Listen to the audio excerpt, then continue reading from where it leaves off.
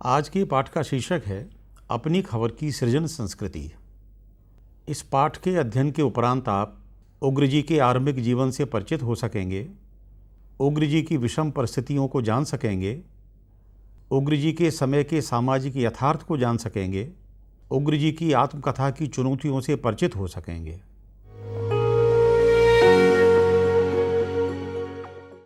आइए हम उग्र जी के जीवन से परिचित हों। उग्र जी का जीवन बीहड़ किस्म का था। घर की आर्थिक स्थितियों ने उन्हें ढंग से जीने नहीं दिया। केवल आर्थिक अभाव ही नहीं, घर और आसपास का वातावरण भी शिक्षा तथा सामाजिक नैतिकता के मानदंडों के विरोध में था। घर से लेकर पड़ोस तक जुआ, गांजा, भांग और शराब का बेरोक टोक सेवन होता था। उनके बड़े भाई स्वयं घर में जुआ खेलते थे और कोई ऐसा नशा नहीं था जो उन्होंने न किया हो।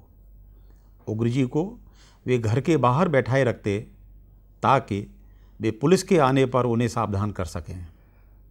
नशे की लत में वे रात को अपने पैर इस प्रकार दबाते जैसे बहुत बड़ा काम करके आए हों। घर की हालत बहुत खस्ता थी। सुबह खाने को मिल जाता तो शाम को भूखे ही सोना पड़ता था। घर में कोई कमाने वाला नहीं था। आय तो अनियमित थी ही, ऊपर से कर्ज लगातार बढ़ता जा रहा था। मझले भाई इन स्थितियों से घबराकर अयोध्या में साधु हो गए और रामलीला कंपनियों से जुड़ गए। घर को केवल बड़े भाई से उम्मीद थी, लेकिन ऐसा कोई लक्षण दिखाई नहीं देता था कि वे घर की आर्थिक दशा को पटरी पर लाने में सहायक हो सकें। जिस उम्र में उग्र जी को पढ़ना चाहिए था, वह उम्र विषम परिस्थितियों की बलि चढ़ रही थी। उग्र जी के लेखन में जो कटु यथार्थ है, वह इन्हीं जीवन स्थितियों के कारण है। व्यवस्थित जीवन न जी पाने की कटुता ने ही उन्हें उग्र बनाया था। केवल राजनीतिक समझ तथा साहित्यिक जगत ही नहीं, बल्कि अपने व्यावहारिक जीवन में भी उन्होंने कोई समझौता नहीं किया। इसलिए कहीं टिककर नहीं रह सके। लगातार के भटकाव ने उन्हें व्यापक अनुभव तो दिए, लेकिन ऐसी साफगोई भी दी जो परिचितों के बीच भी अचीनेपन को लेकर आई। इन्हीं अनुभवों के बल पर उन्होंने हिंदी की अप्रतिम आत्मकथा अपनी खबर लिखी, जो अपने खरेपन और बेबाक वर्णन के लिए जानी जाती है। उग्र जी का बचपन घोर अभावों में कटा था। अल्पायु में पिता की मृत्यु के बाद बड़े भाई पर पूरे परिवार के भरण पोषण का दायित्व था, लेकिन बड़े भाई अपनी जिम्मेदारियों से विरत थे। वे अपने शौक मौज को ही अपना जीवन मानते थे। इसलिए ऐसा कोई शौक उन्होंने नहीं छोड़ा जिससे घर की बर्बादी रुक सकती। उग्र जी ने लिखा है कि मेरे पिता के उठ जाने से मेरे घर में अखंड अराजकता थी। मेरे घर में जुआ अक्सर हुआ करता। अक्सर जुए से जब नाल की रकम वसूल होती, तब मेरे घर में भोजन की व्यवस्था होती थी। आटा, चावल, दाल और नमक आता था। मेरी माँ और भाभी को मकान के पिछले खंड में कैद कर मेरा भाई पिछले खंड में जुए का फाड़ डालता, जिसमें मोहल्ले, कस्बा और आसपास के गांवों के भी शातिर जुआरी जुड़ते। जब भी मेरे घर में जुआ जमता, भाई की आज्ञा से दरवाजे पर बैठकर मैं गली के दोनों नाके ताड़ता रहता कि पुलिस वाले तो नहीं आ रहे हैं। जरूर इस ड्यूटी के बदले पैसा दो पैसा मुझे भी किसी परिचित जुआरी से मिलता रहा होगा। जुए की इस ज़बरदस्त पकड़ में मेरा भाई इस कदर पड़ गया था कि भाभी के सारे गहने बिक गए या अंत में बिक जाने के लिए गिरवी रख दिए गए। फिर मेरी माँ के गहनों की बारी आई, जिसने अपना संचय सौंपने में जरा भी हिचक दिखलाई। उसे भाई साहब ने जूतों, थप्पड़ों, घूसों, लातों से घूरा, अक्सर गांजा, चरस या शराब के नशे में। यूँ तो भाई मुझे भी मारता पीटता था बेसबब, बहुत बुरी तरह से अक्सर, लेकिन जब मेरी माँ को मारता और वह अनाथा बेवशा रोती घिघियाती तब भाई का आचरण मुझे बहुत ही बुरा मालूम पड़ता था। पर मैं कर ही क्या सकता था? उग्रजी ही नहीं, घर का कोई सदस्य भाई के इस व्यवहार के बारे में कुछ नहीं कर सकता था। बड़ा परिवार, लेकिन आय का कुछ निश्चित साधन नहीं। इसलिए घर में अक्सर चूहे डंड ही पेला करते थे, या जजमानी से भिक्षा मिल जाती थी, या मेरी आई किसी की मजूरी कर कूट पीस कर लाती थी। बड़ी मुश्किलों से सुबह खाना मिलता तो शाम को नहीं, शाम मिलता तो सवेरे नहीं। जहाँ भोजन वस्त्र के लाले पड़े, वहाँ शिक्षा दीक्षा की क्या हालत रही होगी, सहज ही अनुमान लगाया जा सकता है। शिक्षा दीक्षा दूर, मेरे सामने तो आंखें खोलते ही जीवन ग्रंथ का जो पृष्ठ पड़ा वह शिक्षा दीक्षा को चौपट करने वाला था। बचपन की ये जीवन विकट समस्याएं किसी भी बच्चे के भविष्य को भयग्रस्त कर बाधा उत्पन्न करती हैं। उग्रजी ने जिस बेबाकी से अपने जीवन के अभावों का चित्रण किया है, उससे न केवल उनके बल्कि भारत के असंख्य बच्चों के जीवन की सच्चाई सामने आ जाती है। भूख, कुपोषण और अशिक्षा में जी रहे लाखों करोड़ों बच्चों का भविष्य क्या हो सकता है, इसे बताने की आवश्यकता नहीं है। यह मनोवैज्ञानिक सत्य है कि बचपन की स्मृतियां हमारे भविष्य का निर्धारण करती हैं। बचपन का भय और उल्लास आगे चलकर व्यक्तित्व का निर्माण करता है। उग्रजी का बचपन जिन स्थितियों से गुजर रहा था, उनमें किसी तरह के विकास की कोई संभावना नहीं थी। लेकिन उग्रजी ने इन विषम परिस्थितियों में भी स्वयं को संभाले रखा। इसके पीछे के अन्य कई कारण हैं जिनकी चर्चा हम आगे करेंगे। अन्य गरीब बच्चों की तरह उग्रजी को भी समय पर पढ़ने का अवसर नहीं मिला। 14 वर्ष की उम्र में जब अधिकांश खाते पीते घरों के बच्चे 10वीं कक्षा उत्तीर्ण कर लेते हैं, तब तीसरी कक्षा में उनका प्रवेश कराया गया। यह भी एक संयोग था कि बनारस में रहने वाले उनके चाचा ने उन्हें गोद लिया और पढ़ाने की व्यवस्था की। उग्रजी लिखते हैं, जानकार जानते होंगे कि 14-15 साल की वय में जवाहरलाल और शिव प्रकाश लंदन में शिक्षा पा रहे थे, उत्तम से उत्तम। लेकिन उसी उम्र में मुझे क्या शिक्षा मिली थी, मेरा जी ही जानता था। सच तो यह है कि शब्द शिक्षा मेरे निकट आते आते भिक्षा बन जाया करता था। 14 वर्ष की उम्र में भी यह संयोग मात्र था कि उन्हें शिक्षा ग्रहण करने का अवसर मिला। चाचा ने गोद नहीं लिया होता तो चुनार में रहकर भाई कभी भी उन्हें पढ़ने नहीं भेजता। भाई स्वयं बहुत पढ़े लिखे नहीं थे, लेकिन दुनियादारी में कुशल थे। यह कुशलता घर के सदस्यों तथा घर की आर्थिक स्थिति को सुधारने में कभी काम नहीं आई, बल्कि उल्टे अपने दांव पेच से सब तरह के गलत काम कुशलतापूर्वक करने में ही वे अपनी चतुराई देखते थे। इन स्थितियों में उग्रजी का जीवन चौपट हो रहा था, पर इससे उबरने का कोई रास्ता भी उन्हें दिखाई नहीं दे रहा था। चुनार छोड़कर वे जाते भी तो उनका भाई उन्हें पकड़ कर ले आता और फिर से अपनी कठोर तथा निर्मम चाकरी में रखता। इन स्थितियों में कोई बालक कैसे बचपन का आनंद उठा सकता है? उग्रजी का बचपन गरीबी में जी रहे अधिकांश बच्चों की तरह पराश्रित था।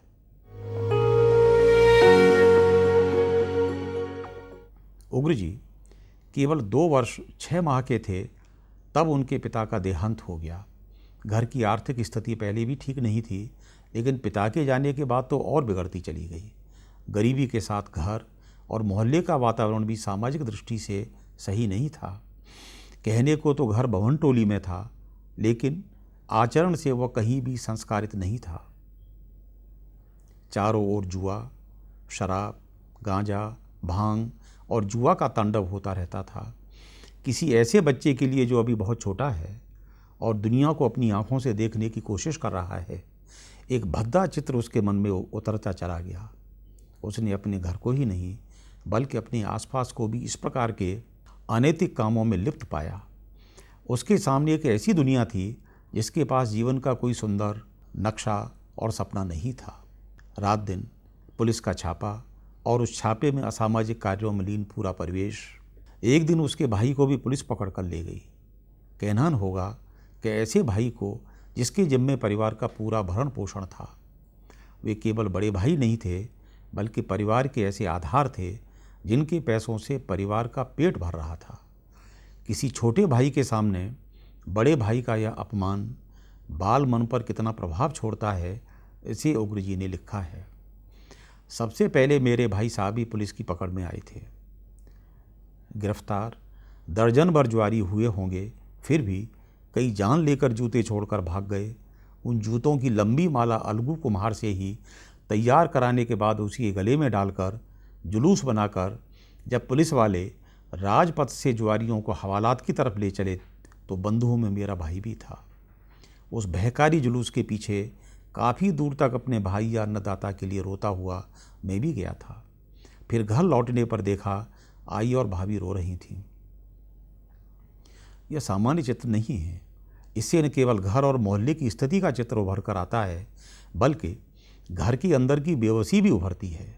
उग्र जी अपने बड़े भाई को यूं ही अन्नदाता नहीं कहते, बल्कि वे जैसे भी बिगड़ैल थे, पेट भरने का माध्यम तो वे थे ही। उनका पकड़ा जाना परिवार के लिए दारुण दुख का कारण था, पर छोटे बालक उग्र जी की विवशता यह कि वे यह सब देखकर भी कुछ कहने और करने की स्थिति में नहीं थे। परिवार की आर्थिक स्थिति लगातार बिगड़ती चली जा रही थी और बड़े भाई साहब इन सब से अलग अपनी दुनिया में मगन थे। उग्र जी 8-9 साल के रहे होंगे कि बड़े भाई ने उन्हें रामलीला में सीता का अभिनय करने को कहा। इस उम्र में सामान्य घरों के बच्चे पढ़ने में अपना मन लगाते हैं। उस उम्र में उग्र जी के सामने एक दूसरी दुनिया थी जो केवल बड़े भाई की सनक के आधार पर चलती थी। उग्र जी ने सीता के अभिनय करने की घटना के बारे में लिखा है कि त्रेता में जिस अयोध्या में राम बाम दिस जानकी विराजा करती थी, कलिकाल में उसी अयोध्या में रामलीला में ही सही कुछ दिनों बेचन पांडे भी सीता जी बना करते थे और हजार हजार लोग लुगाइयाँ, हजार हजार मेरे किशोर सुकुमार चरणों की धूल आँखों में आ जा करती थी। सो जिसकी अपनी जोरू जिंदगी भर नहीं रही, वह जिंदगी के आरंभिक वर्षों में ही राम की जोरू बन चुका था। यानी यह जो आज बड़े 30 मार्का बनते हैं, पांडे बेचन शर्मा उग्र दरअसल जोरू हैं राम की।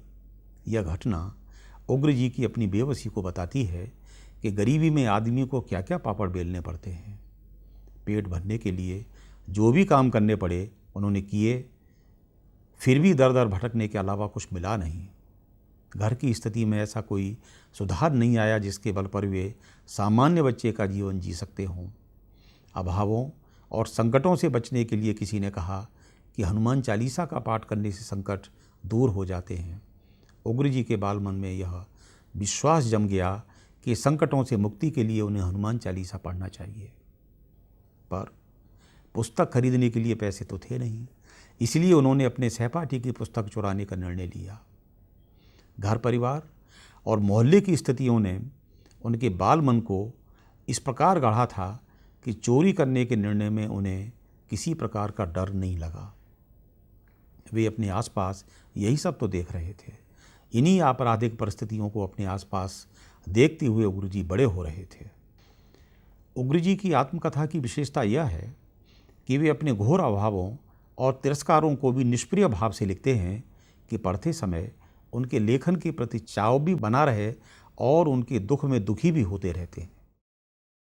ऐसी एक घटना का जिक्र करते हुए बताते हैं कि रामलीला मंडली में एक दिन भरत का अभिनय करने वाला पात्र बीमार हो गया तो उनके बड़े भाई ने कहा कि बेचन यह अभिनय कर लेगा। बड़े भाई के आतंक के साए में ही उग्र जी का बचपन गुजर रहा था, इसलिए उनका आदेश अंतिम होता था। बड़े भाई ने न केवल अभिनय करने के लिए कहा, बल्कि मुझसे उन्होंने गांजे के नशे में चूर आंखें दिखाकर कहा, भरत के काम में जरा भी भूल की तो याद रहे लीला भूमि से ही पीटते पीटते तुझे डेरे पर ले चलूँगा। उनसे पिटने का मुझे इतना डर था कि भरत तो भरत, वो धमकाता तो मैं कमिसिनी भूर दशरथ का पार्ट भी अदा करके रख देता, रावण का भी। उस दिन राम के वनगमन के बाद ननिहाल से बेहाल लौटे भावुक भाई भरत का संवाद था। कौशल्या के आगे वशिष्ठ की सभा में परम साधु बड़े भाई के मोह में भरत को रोते चित्रित किया है तुलसीदास जी ने। मुझे रोना आया था बड़े भाई के क्रूर भय से, और मैंने बहुत सावधानी से भरत का अभिनय किया। रामायण मुझे याद थी ही, सो बिना रामायण का मुख दे के संवाद की चौपाई पर चौपाई, दोहे पर दोहे अर्थ सहित में सुनाता गया। मैं रोता था भाई के भय से। जनता ने समझा भरत जी अभिनय कला का शिखर छू रहे हैं। इस घटना से जो दृश्य बनता है वह एक डरे हुए बच्चे का है। यह डर केवल पिटने का नहीं है, बल्कि यह उन स्थितियों से उभरा है जो उग्र जी अब तक झेलते आए हैं। उग्र जी ही नहीं, पूरे परिवार ने बड़े भाई के इन अत्याचारों को झेला है, जो भय के कारण बनकर आतंक की तरह छाए रहते हैं।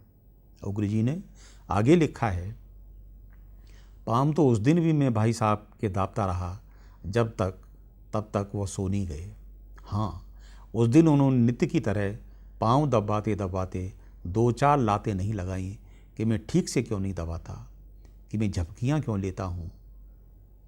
रामलीला मंडलियों में उन्होंने अपना बचपन गुजारा और उनके कटु यथार्थ को अंदर से देखा।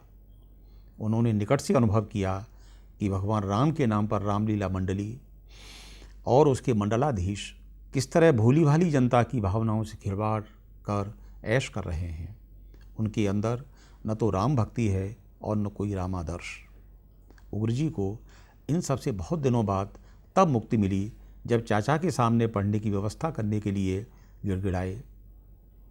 बाद में काशी के सहृदय बाबू शिव प्रसाद गुप्त की कृपा पर उन्होंने 8वीं कक्षा उत्तीर्ण की, लेकिन व्यवस्थित जीवन उनके भाग्य में लिखा ही नहीं था। एक बार व्यवस्थित होते और फिर उजड़ जाते। सारा जीवन इन विषम परिस्थितियों को अनुकूल बनाने या उनके अनुसार जीने में ही कट गया। सामाजिक यथार्थ किसी भी लेखक का पूरी तरह नहीं तो अंततः निर्माण करता है। उग्र जी के निर्माण में भी समय की यथार्थ का दबाव स्पष्ट देखा जा सकता है। कहना होगा कि आत्मकथा में जिन स्थितियों को रेखांकित किया गया है वे अंग्रेज शासित भारत की हैं। अंग्रेज़ों के राज में जाति प्रथा तो बराबर रही, लेकिन आर्थिक स्थिति उन्हीं लोगों की मजबूती थी जो या तो अंग्रेज़ों की नौकरी चाकरी में थे अथवा जो जमींदार थे। बाकी जनता चाहे वह सवर्ण हो अथवा दलित, सब गरीबी में ही जी रही थी। उग्र जी का जन्म जिस परिवार में हुआ वह ब्राह्मण परिवार था। पिता की थोड़ी सी जजमानी तथा बिहारी साहू मंदिर की पुजारगिरी थी, जिससे परिवार का खर्च बहुत सहजता से चल जाता था।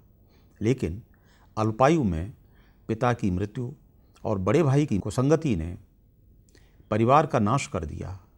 बगैर आर्थिक स्थिरता के कोई ब्राह्मण हो या और कोई, इससे फर्क नहीं पड़ता। इसलिए उग्र जी को ब्राह्मण होने का दम्भ कभी नहीं रहा। उन्होंने अपनी गली यानी बभन टोली के यथार्थ को खुलकर लिखा है। मैं उस गली की कहानी बतला दूं जिसमें मैंने जन्म लिया था। सद्दूपुर मोहल्ले की एक गली बभन टोली। गली के इस सिरे से उस सिरे तक ब्राह्मणों ही के मकान एक तरफ और दूसरी तरफ भी एक तेली तथा 2-3 कोरियों के घरों को छोड़ बाकी ज़मीनें ब्राह्मणों की। हम लोगों की जजमानी यूँ ही जैसे सीताराम थी।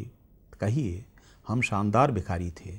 भिखारी सड़क पर कपड़े फैला या गलियों में हाथ पसार कर भीख मांगता है, लेकिन हमें गरीब और ब्राह्मण जानकर लोग हमारे घर भीख पहुंचा जाते थे। पिता के जीवित रहने तक ब्राह्मण होने का यह भ्रम लोगों को बना रहा, लेकिन बाद में तो पूरे मोहल्ले में जिस प्रकार नशे और जुए का चलन बढ़ा, उसके पतन की कोई सीमा नहीं रही। एक दिन तो बनारस से कोई वेश्या भी मोहल्ले में आई, लेकिन किसी की हिम्मत नहीं हुई यह कहने की कि घर परिवारों में इस प्रकार की बेहयाई ठीक नहीं है। उग्र जी इस सामाजिक यथार्थ से बचपन में ही परिचित हो चुके थे। जाति वर्ग में श्रेष्ठ समझे जाने वाले लोगों के मोहल्ले की यह कहानी है, तो बाकी की क्या स्थिति रही होगी इसे समझना कठिन नहीं है। उग्र जी ने अंग्रेज मानसिकता को भी रेखांकित किया है। अंग्रेज शासक थे, इसलिए उनके छोटे से छोटे अंग्रेज कर्मचारी भी स्वयं को शासक ही समझते थे। चुनार में बड़ी छावनी थी। अंग्रेज़ों के आवास अलग थे, लेकिन उन्हें देखने की उत्सुकता निरंतर बनी रहती थी। उग्र जी ने लिखा है, उन दिनों नित्य ही सद्दूपुर मोहल्ले की भवन टोली गली से सोल्जर्स, एंग्लो इंडियन, गोरा काला पादरी और वह घोड़ी सवार मैम विधवा मिसेस बिल्सन गुजरती थी। भयभीत कौतूहल से मोहल्ले के हम अधनंगे बच्चे साहब सलाम और मैम साहब सलाम किया करते थे। मैम साहब घोड़ी की एक तरफ बैठी रोज ही बाजार लेने स्वयं जाती थी। वह घोड़ी पर चढ़ी सारी चीज़ें खरीदती थी। मछली, मुर्गी, मांस, तीतर, बटेर, साग सब्जी तथा ऋतु फलों का उन दिनों चुनार में ढेर लगा रहता था। तब घी रुपया सेर बिकता था, लेकिन घी खाने योग्य पैसे तब अपनी गृह में थे ही नहीं। घी जब इतना सस्ता था तो अनाज भी तो भूसा भाव रहा होगा। अनाज, गुड़, खांड, चीनी सभी पानी के मोल थे, फिर भी अपने लिए दुर्लभ थे। अपने ही जीवन को 60 वर्ष बाद देखने से जो दुख पैदा होता है, उस दुख की अभिव्यक्ति कितनी मर्मस्पर्शी होगी, इसे देखने के लिए उग्र जी की इस टिप्पणी को पढ़ना आवश्यक है। दारिद्र्य में कष्ट होता है, यह जानने लायक तो मैं हो गया था, पर दारिद्र्य में अपमान भी कुछ है, मुझे मुतलक पता नहीं था। यह ऐसा यथार्थ है जिसे समझे बिना न समाज को जान सकेंगे और न जाति व्यवस्था के यथार्थ को। अब हम निष्कर्षतः कह सकते हैं कि उग्र जी की आत्मकथा अपनी खबर हिंदी आत्मकथा साहित्य में एक प्रकार की चुनौती के रूप में सामने आई है। इसमें जिस प्रकार की बेलोस कथन शैली तथा परिस्थितियों की मार के आगे आदमी को बौना दिखाया गया है, उससे उग्र जी का जीवन संघर्ष अधिक सघन और मार्मिक रूप में उपस्थित हुआ है। सामान्यतः 4-5 वर्ष की उम्र में विद्यालय जाने वाले बच्चों की तरह उग्र जी को यह सुविधा नहीं मिली है। वे अपनी गली और रामलीलाओं के कटु यथार्थ को देखने के बाद 14 वर्ष की उम्र में विद्यालय में पढ़ने गए।